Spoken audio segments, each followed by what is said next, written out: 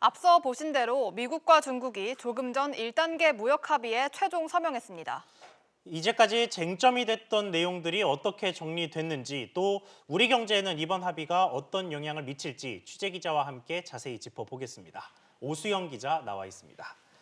자, 오 기자, 먼저 우선 합의 내용부터 좀 정리를 해보죠.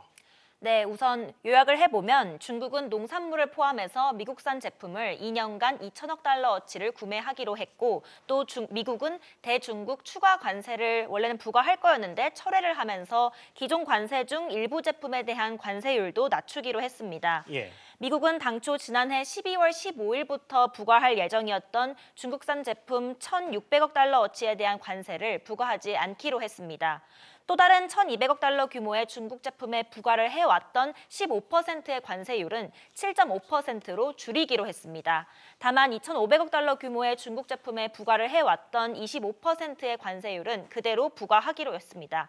또 하나 핵심 쟁점 가운데 하나가 중국 당국의 국영기업 등에 지급을 하는 보조금 문제였는데요. 이번 합의에는 이 내용은 포함되지 않았습니다. 네, 일단 큰 불은 껐다 이렇게 볼 수 있겠네요. 네, 그렇습니다. 하지만 앞으로 최소 한 단계는 더 넘어야만 합니다. 트럼프 대통령은 조금 전 1단계 합의의 서명식에서 3단계 협상은 예상하지 않고 있다고 밝혔고, 또 2단계 협상을 통해 이 분쟁이 완전히 마무리되길 기대한다는 의향을 나타냈는데요. 다만 지금 관세를 아예 제거를 한다면 중국과 협상할 카드가 없어지는 셈이기 때문에 2단계 협상이 종료될 때까지는 관세를 유지하겠다고 말했습니다.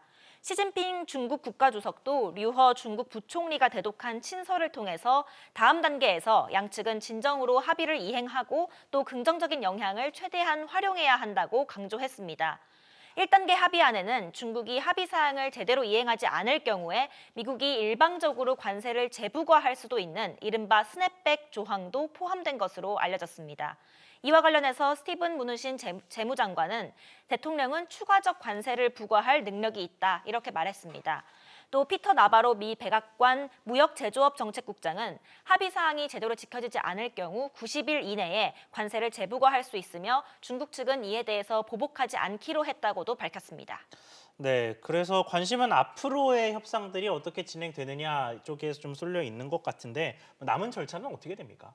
네, 앞으로 2차 협상 또 3차 협상으로 이어지기까지 굉장히 많은 과정이 남아 있습니다. 미국은 앞으로 지식재산권 보호와 기술 이전 강요, 또 보조금 지급 등 구조적인 문제에 대한 보다 세부적인 시정 조치를 요구할 것으로 보입니다. 중국 제조 2025에 따르면 당국은 첨단 기술 제품의 70%를 2025년까지 국산화하겠다고 했습니다. 그런데 이 국산화가 기업들에 대한 당국의 보조금 지급으로 이루어지고 있습니다. 미국으로서는 평등한 상태에서 경쟁하는 게 아니니까 이 문제를 놓고 양국 간의 의견차를 좁히기 어려울 것으로 전망되고 있습니다. 지식재산권 문제도 마찬가지고요. 또 그래서 2단계 합의는 더 험난한 과정이 진행될 것으로 보입니다. 트럼프 행정부는 오는 11월 대선까지 1단계 합의의 성과를 지켜 세우면서 중국에 대한 관세를 지렛대로 활용할 것으로 보이고요. 또 2단계 합의를 위해서 중국을 압박할 것으로 예상되고 있습니다. 네, 그럼 이번 합의가 국내에는 어떤 영향을 줄까요? 네, 아시는 것처럼 미국과 중국에 대한 우리 경제의 무역 의존도가 굉장히 높습니다. 네. 우리 수출의 40%가 중국과 미국에 의존하고 있기 때문인데요. 그런 측면에서 보면 불확실성 제거 효과가 있다는 점은 분명 긍정적입니다. 다만 일각에서는 이번 합의 내용을 두고 부정적인, 그러니까 우려의 시각도 나오는데요.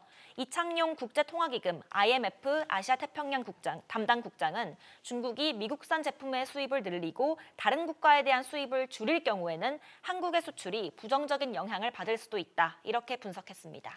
네, 오 기자 이야기 잘 들었습니다.